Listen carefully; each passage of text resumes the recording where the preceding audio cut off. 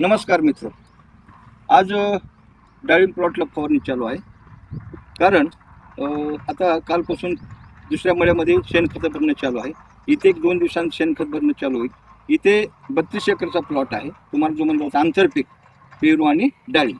परंतु आता या प्लॉटची 1 नंबर, 2 नंबर, 3 नंबर अशी विभागणी केलेली आहे. एक प्लॉट वेगवेगळ्या 15-15 दिवसाच्या स्टेजनं धरायचा आहे. कारण त्याला एक मेन कारण आहे, आपला माल कमीत कमी 2 ते 2.5 महिने मार्केटमध्ये पाहिजे. त्यामुळं काय होईल, ॲव्हरेज रेट आपल्याला बऱ्यापैकी मिळून जातील. आता फवारणीमध्ये चिलमिक्स 750 ग्रॅम, मॅग्नेशियम 3 किलो, 0050 3 किलो आणि हे ग्रोवर हे 1200 मिली प्रति 600 लिटरच्या ब्लोअरसाठी. म्हणजे 600 लिटरला एवढं मटेरियल टाकायचं आणि फवारणी करायचं.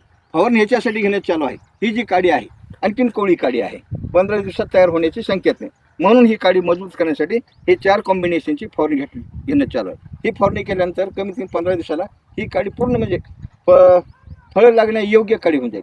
काडी मजबूत करण्यासाठी ही फवारणी घेणं चालू आहे. नमस्कार.